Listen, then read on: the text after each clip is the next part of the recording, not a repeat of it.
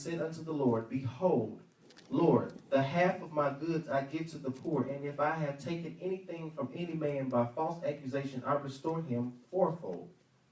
Verse 9, and Jesus said unto him, This day is salvation come to this house, for as he also is a son of Abraham.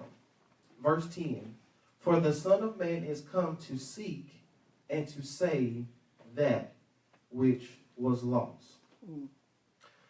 The main verse we're going to come from today is verse 10. It says, for the Son of Man is come to seek and to save that which was lost. Amen. For a topic or a title or a subject this morning, it is seek him so that he can save you. Amen. Seek him so that he can save you. We see here from the beginning, it talks about Zacchaeus. And most of us growing up have heard the song, Zacchaeus was a wee little man, and a wee little man was he. He climbed up in the sycamore tree for the Lord he wanted to see. Amen. Every time I think about this song, I'm thinking Zacchaeus being a short man. But it says here that Zacchaeus was an important man. It says he was the chief among publicans, and he was rich. So that lets us know he wasn't just an ordinary man. But what it does here in the scripture, it gives us his credentials. It says he was the chief among publicans, and he was rich. And then later down, it says he was short or little of stature, which means he was below average height, if that helps some people. So he was short.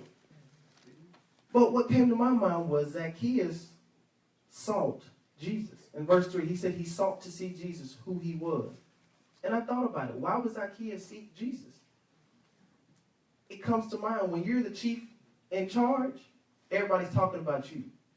When you're rich and you got money, people are coming to you. But if you hear about this man that everybody's talking about and he ain't got as much money as you and he doesn't have the position that you have, you want to know who he is. And the thing about it is, he wasn't even in your town and people are talking about him. You want to see who this man is. Amen. Because you're supposed to be the head honcho, but all of a sudden this name Jesus keeps popping up and people keep talking about it. Now he's the talk of the conversation. People aren't talking about me anymore.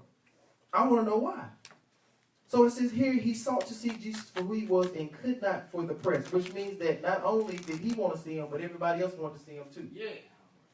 So just imagine having a crowd of people who've heard about Jesus and they all want to see him. But you're the shortest out of all the bunch. Nobody wants to help you get to him. Everybody's trying to block you. If anything, they're almost stepping over you. Trying to see Jesus, and you're like, wait a second, But when I looked at the words in the scripture, it brought it a little bit clearer to me. It says he sought to see Jesus. And I looked up the word seek. And the definition of the word seek says this. It says the attempt to find something. Or it says the attempt or desire to obtain or achieve. I said, wow. To obtain or achieve when you seek. Then I looked up the definition of the word look to see what the difference was. The difference of the words. The word look says direct one's gaze towards someone or something in a specific direction. Which means that I can't substitute the word look for seek because they're two different things. See, some people are looking for Christ when they should be seeking Christ. Amen. We're looking for something instead of seeking for something. And it brings to my mind, me being a husband, my wife tells me all the time, it's in this place. And what I do, I look for it. I go one direction, one track mind, and I'm looking in the refrigerator, I don't see it. And she says, she's giving me perfect directions. It's right there on the second shelf in the corner to the back. You can't miss it. I still don't see it because I'm just looking. But if I was seeking for something, when you're seeking for something, think about it. If you lose something in your house, you don't just move one thing or I left it on the couch. No, you move everything. Right. So how is it when we're looking for Christ, we're just looking, well, I thought he would be at the church, but he's not here. No, when you're seeking Christ, you're going to and fro. Lord, I'm going up and down the highway looking for you. All right. If you're seeking Christ, I think of the difference between looking and seeking. When you're looking for something, there's a possibility that you'll give up and you'll stop. Because if you're looking for something that has great value, you don't just look anymore, you seek. If it doesn't have that much value, I'll go get another one, or it wasn't that important. You can make an excuse for it when you're just looking for it. Well, I didn't find it, so don't worry about it. But when you're seeking something, People can tell you, oh, it's gone, and you will tell them lost things can be found. Why? Because you're seeking it. You're not just looking anymore. You're not just, oh, I looked under the... No, you'll turn everything you have in your house over and clean up just to find that one thing. So that's the difference when it comes to seeking and looking for Christ. People are just looking for him, expecting him to come back, and he's supposed to be right there in their face, but you have to seek him. So it says here, he sought to see Jesus, who was and could not because why? The crowd. And it says he was short.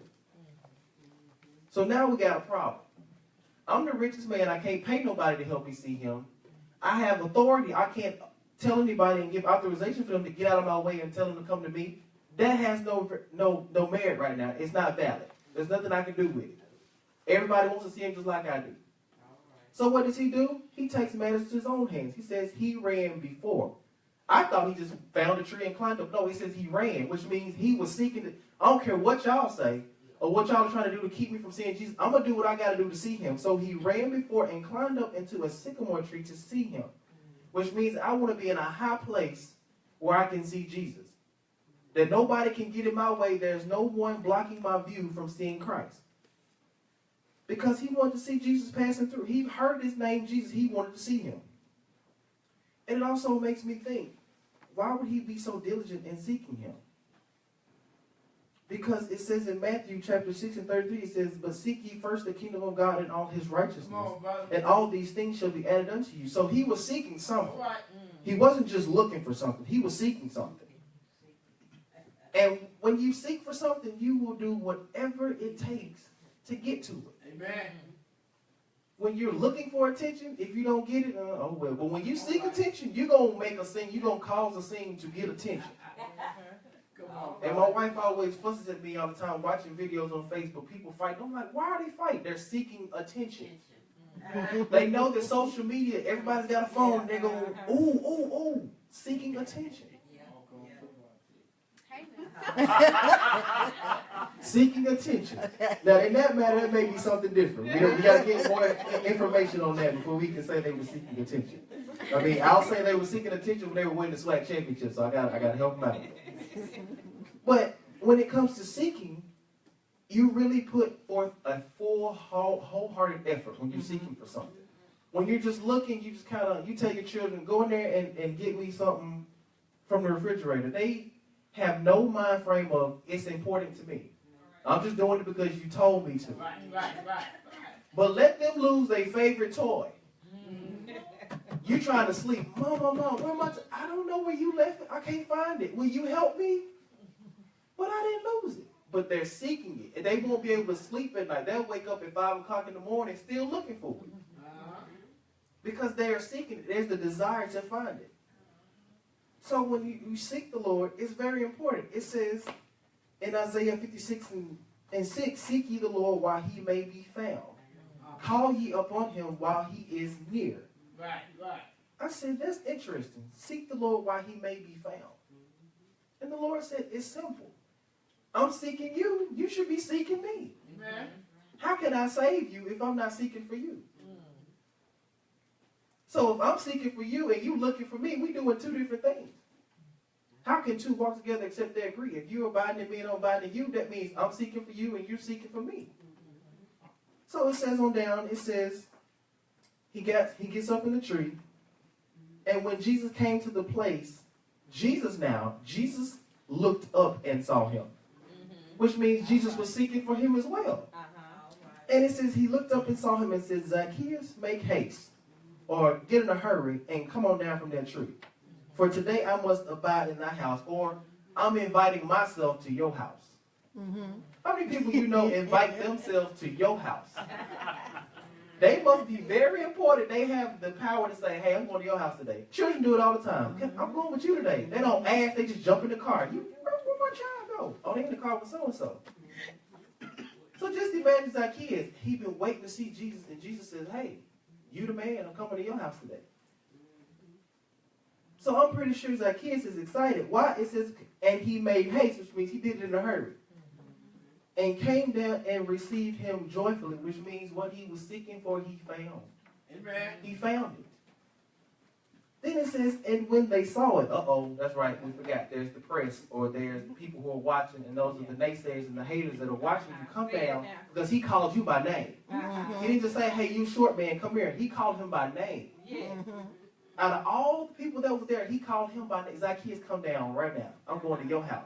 Out of all the people who wanted Jesus to come to their house, you picked him. Of all people, he the richest, and he has a position. Why are you going to his house? I need you more than he does. But it says, and they saw, and they all murmured, saying that he was going to be a guest with a man that is a sinner. How many times when we were out there in the world, people were talking about us because we were seeking for Christ. We just didn't know where to find him. But when we got saved, they're like, well, I know what they used to do. I can't believe he would do that. They in the church doing this. But guess what? We all at one point have sinned and come short of God's glory. Amen. If he can save a sinner like me, I'm not going to get upset when he calls out a sinner like them. I'm praying for them, Lord. Please deliver them. Yes. So it says here they began to murmur and complain. These are the same people that wanted to see Jesus too. But they said, this man's a sinner. How did they know he was a sinner? They said he was rich and he had authority, so they just said he's a sinner. But this is what Zacchaeus does.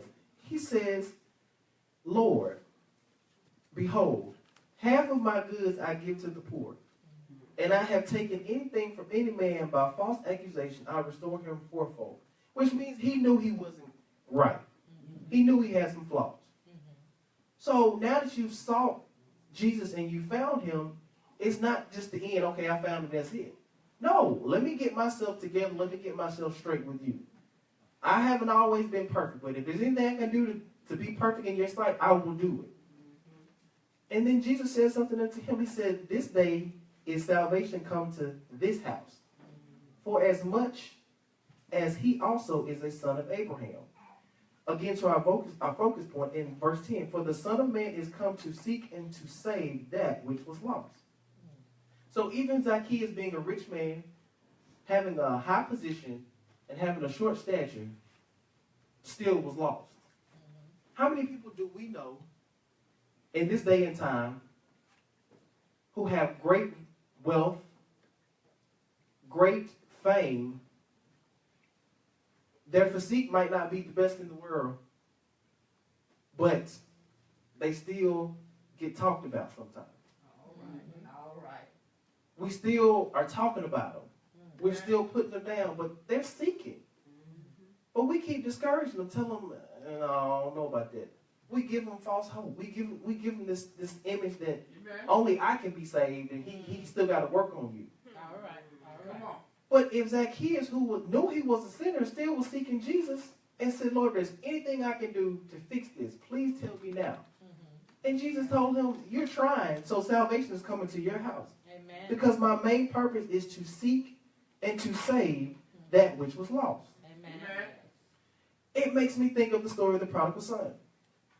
He leaves home with his portion of his riches, goes out, spends it all, does his own thing. He gets to a point where he's got to make a decision. He's got to think. And in his deciding to figure out what he's going to do, he's in a bad position. He's in a very bad position. He has no money, and he's all by himself. So now, he's all by himself. He has no money. He's got to work for another man to try to just stay afloat because he's in a far country. But when you think about it, the other side of the story was the father was waiting for him to come back, which means the father was seeking. It's like, my son is dead, but I know he's coming. The father's seeking. And we as children, we have to realize, even though we made mistakes, he was looking for something and couldn't find it. While he was looking, he was in the hog pen. But once he started to seek and said, wait a second, hold on one second. I'm just looking for something. But if I seek the right things, I'll get back on the right path. So he saw, wait a second, in my father's house, even his servants. And I'm his son. The least I could do is be a hired servant. So now he went from looking to seeking. So now, mind you, he's been in a far country who knows how long. He's now got to find his way back home. Whether it be public transportation, whether it be walking. He's got to find his way back home. Mind you, you've been on your own for so long. You have your own mindset, I'm going to do it my way, but now you got to go back home. I bet you that was the hardest, toughest. I got to find out where I'm going. All right. And at the same time, you got to stay focused saying, you know, I've done my father wrong. I've sinned against heaven and my father. He's got to stay focused while you got this long journey back home. Which means if he was just looking for her out, he would have gave up and quit. But he was seeking. He was seeking something. He said, hey, if I just go back to my father's house, at least I got a roof. Okay. At least I got clean clothes. If I can just get back home and just apologize and just be a hired servant, that's better than what I'm doing now. So when he gets close enough to his father's been seeking him now, and he sees him from afar off. And what does he do? He runs to him, hugs him, and kisses him. Because the father has been seeking. Now they both have been seeking something, and they both have found it. So now he's like, I'm home. But wait.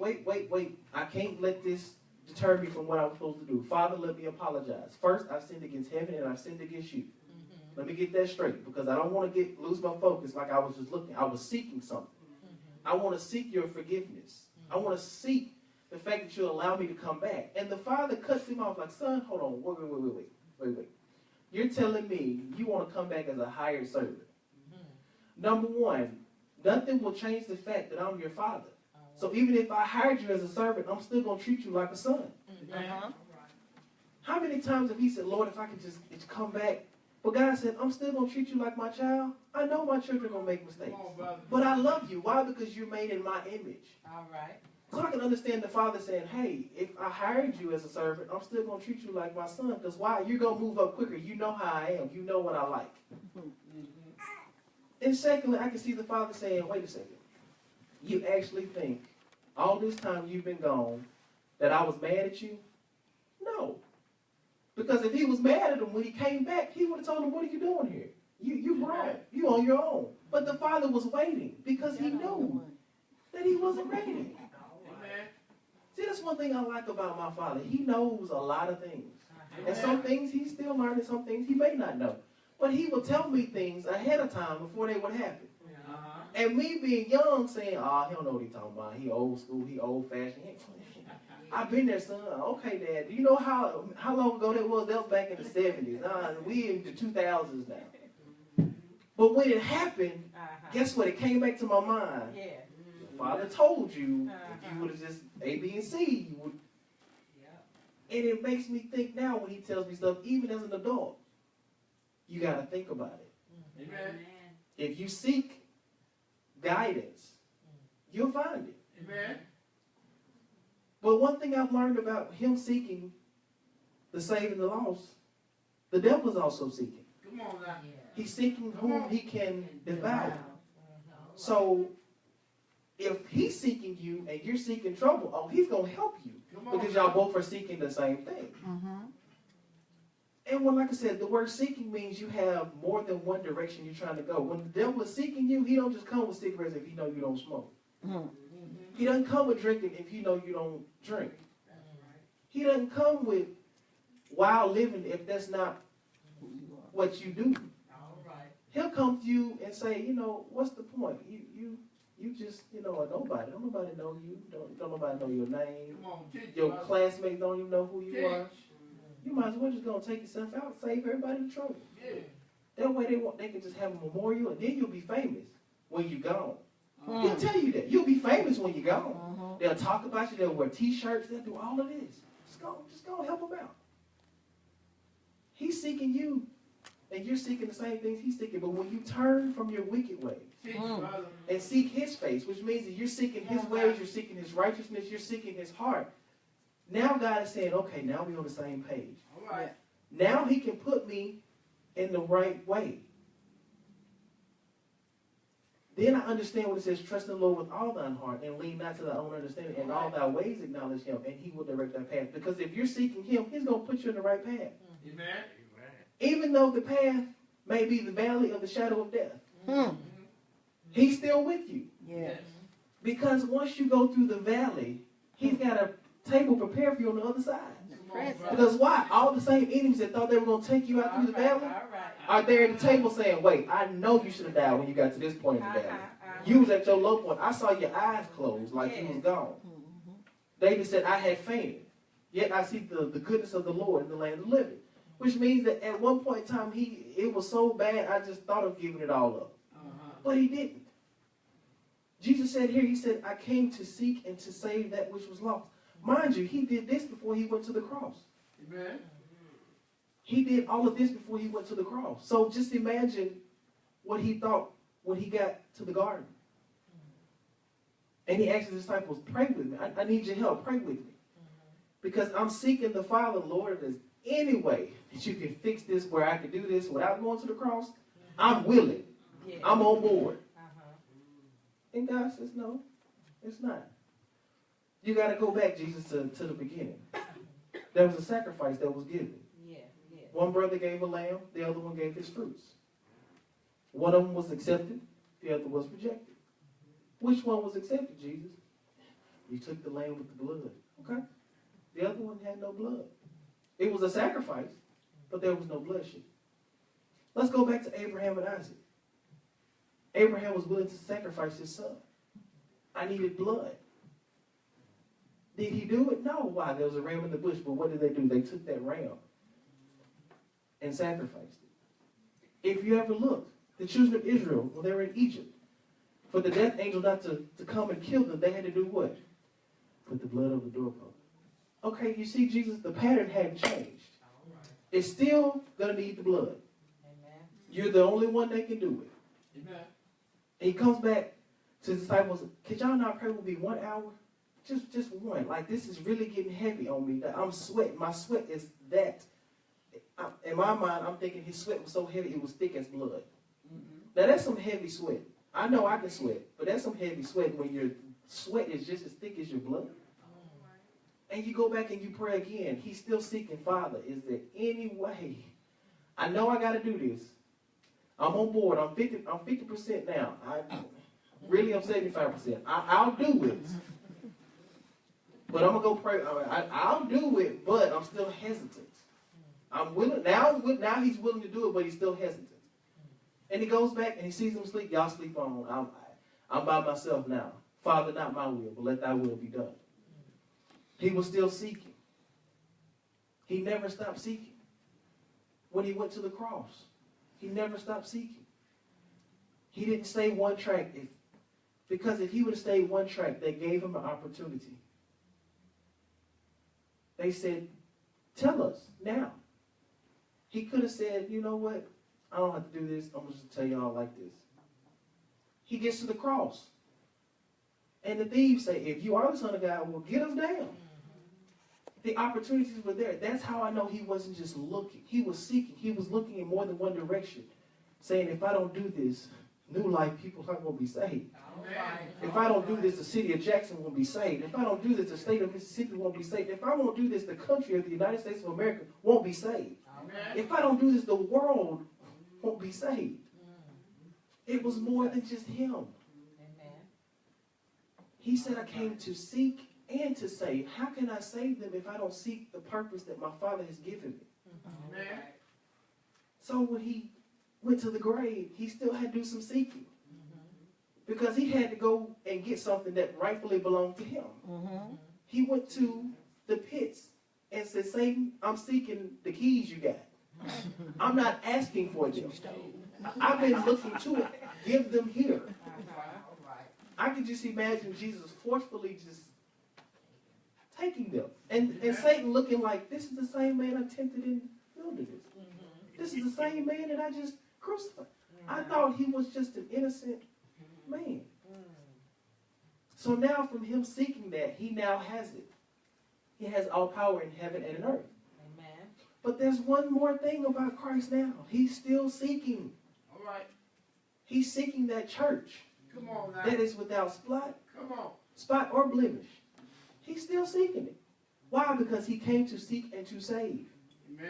He's still seeking and he's still saving. Amen. He hasn't stopped. So when I thought of Zacchaeus, I was like, that's an unusual story for him to say, salvation is come to your house. He told him salvation, not a change in your life, but salvation is come to your house. So just imagine who all lived in Zacchaeus' house. It just says Zacchaeus' house. It could be his whole family. Mind you, he's rich. So he might be taking care of his entire family. So that means his entire family received salvation on that day. Even when the naysayers and the haters and the people that were there to want to see Jesus too was talking about him and saying he was a sinner, that didn't stop Jesus from doing what he had to do. He said, I came to seek and to save. How many times have we reminded ourselves, God, I'm seeking you so that you can save me? When I'm in a situation, God, I'm seeking you. If you look at Peter walking on the water, he got distracted. He just got to looking instead of seeking. He was seeking Christ. Why? Because he said, Father, Master, if it's you, bid me to come. Jesus said, come on. You're seeking me, come on. As long as you're seeking me, you can do it. He's seeking Jesus. He's walking on water. Then he goes from seeking to looking. He looks at his surroundings and sees the winds and the waves. And what happens? From his looking, he sinks. But he has the frame of mind to remember, if I seek Christ, why he may be found. He's right here, so I better seek him quick. Jesus saved me. And what did Jesus do? I'm right here. I never left you. You left me. I never moved. You left me. God is faithful and just that even if we give our lives to him and we fall and backslide, he's still faithful and just to save us. He's still seeking to redeem us. He didn't just say, okay, you made a mistake, I'm done with you. He didn't have a 3-strike rule. He doesn't have a 1-strike rule. He's faithful and just to forgive us of all of our sins. Amen. So when I seek his face daily, it just reminds me that when I wake up, I have new mercy. It just reminds me when I seek his face that he saved me. When I seek his face, it reminds me that there's someone out there that needs to know my testimony. Amen. Somebody needs to know that God will deliver you from depression.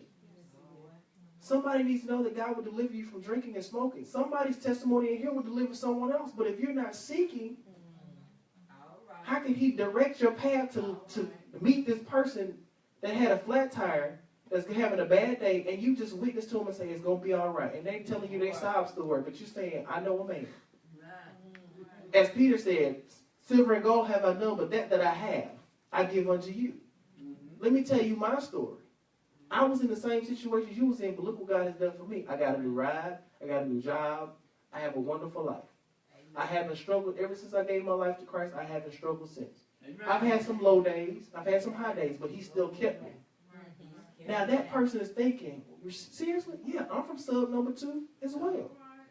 And they're like, you don't look like, that's what God does when he changes you. You don't look like what you came from.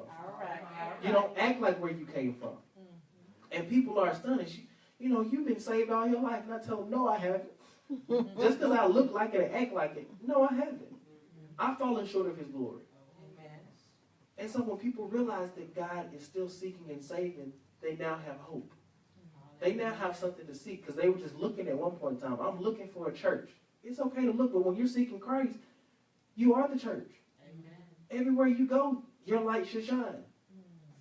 So that's why I get excited when I come to New Life, because we all are seekers. We all seeking something. But the question is, what are we seeking? Because some of us are seeking attention. Some of us are seeking, can I wear the latest fashion in church and be outdressed? But some of us are really seeking just the worship experience. Some of us are really seeking to hear a word from God. Some of us are really seeking for a touch from him. If you're really seeking him, trust me, he will be found. Because he's seeking you. How can he give you the desires of your heart if he's not seeking you? Because he already knows what he thinks about you. He already knows. You can't try to change his mind or make him think the worst of you. Look at Jonah. Jonah tried it. He tried to make God think the worst of him. God, I'm not doing what you say. I'm going to deliberately be disobedient. To the point I'm going to jump on a boat I'm not supposed to be on. And when you bring the storm to try to take me out, I'm going to drown myself. So that way I know I don't have to go. But guess what? God still saw him. Okay, that's fine. You want to do it your way? I'm still going to seek you. I need you to go do what I told you to do. It wasn't until Jonah decided to seek God and get himself right, then God said, okay, now you're ready. You still got to go do what I told you. So just remember, as long as we are seeking God, he's willing to save us. As long as we are seeking God, he's willing to save us. Hallelujah. Sometimes I try to do it on my own, but I have to realize as long as I'm seeking him, he'll give me everything that I need to fix any problems, any situations, anything. If I can't do it, if I'm seeking him, I'm giving it to him. He said, cast your cares upon me, for my yoke is easy and my burdens are light. So some stuff I've learned, stop trying to do it on your own. And just give it to him. Amen. I've learned you can't change people. Not at all. You can't. I just have to give them to God. Amen. Let him do the change. Because when he changes them, it's a real Come on change. now. Amen. See, some people can fake, oh, I've changed. I'm going to do right. I'm not going to do it again. And 3 years later, they what they call relapse. There are some Christians who have relapses. It says, oh, I would never do that again. I'm gonna straighten up. I'm clean. He saved and delivered me, but you have a relapse. But when Jesus comes into your life and you're seeking him, you don't have to worry about a relapse because he's renewing your mind every day. You're thinking like him. Even when you want to do wrong, when you renew your mind, it comes to you. Now I better seek the Lord on this before I do that. Amen. I better ask him before I just decide to go purchase this or do that or go say this or say that or go in the office and ask for a raise. Let me seek God first. Because maybe this is not the job for me. Maybe he wants me to open my own business. Or maybe he wants me to start my own fashion line. Or maybe he wants me to build an airplane. I don't know. Let me seek him first. Amen. Maybe he wants me to be an accountant to NBA players, even though I want to be an NBA player. But maybe he wants me just to be the finances over their money. Come on now. Now that's the way you can make the money. You're not gonna hurt yourself. Okay. You just telling them you can only spend this a month, you can only spend that a month, and this is how much I'm getting paid. That's right. I should have thought about that when I stopped playing basketball. Yes. Or be an agent negotiating contracts. They are worth this much, and this is how much I'm getting off the top. But had I sought the Lord first, and he gave me directions, I would have been where he wanted me to be. Amen. But if that's not where he wanted me to be, I'm not going to be there. Amen. But right now, after seeking the Lord, I'm here now. Amen. Come on now. Because I could have been in my grave. Come on. I could have been in the hospital laid up from an accident. I could have been on my deathbed because of complications of the flu or pneumonia. Come on. But I'm still here with a stuffed up nose saying, God, I'm seeking you because I know you're a healer. Amen. So if I say nothing else, continue to seek the Lord. Why? So he can save you. Amen. And sometimes we think save, we think salvation, we think, oh, I got to get my life right. No, sometimes it's saving you from you. Come on, brother. Sometimes God just needs to save you from you. And I say, Lord, if it's me, get me out the way. I can say this because my wife says, sometimes I'm like, Lord, this woman you gave me, and he like, it ain't her. All right. And she would say the same thing. She's like, I told you. You don't listen to me. If you listen to me. I'm like, but he'll tell me all the time, it's not her, it's you. You the head. Amen. When the arm starts telling the head what to do, Yes. it's no longer a functioning body. Because that means you're having spasms. Your arm just shakes when it wants to, and your head can't tell it to stop when it wants. Those type of people, they have to have under surveillance and watch because they're subject to do anything. They'll cut themselves, not even know it. How can we walk with Christ if we just letting our body do whatever it wants to and we're not following the head? Now we're unstable, or now we're double-minded, man. Because we don't know if we're walking or sitting. But I'm moving. My feet are moving, but you sit down. That makes no sense. But I'm steady moving. I'm from this side of the bed to the other. You stood in the same spot. You hadn't moved. Your hands are moving. Oh, I'm pulling myself closer. You still haven't moved. But your hands are moving. One thing I liked about this story is Zacchaeus had all the credentials. He was rich. He had a high position. But all he wanted was to see Jesus. How many times have we been in that position where after we've done everything we can earthly, there's still one more thing we seek. And today that question is, if you seek Christ, he's available right now. Amen. And if you seek him right now, he will save you. Amen. And it doesn't necessarily mean, oh, I don't have him in my life, save me. Even if something that you're going through that you need him to fix, if you seek him right now, he will save you from it. Amen. He's still seeking and he's still saving. And that's one thing I love about him. As long as I'm seeking him, he's going to seek me. Thank you. And while he's seeking me, he's going to save me. So just know, seek him so that he can save you. Amen. Amen. Amen. Give God some praise for that word this morning. Hallelujah.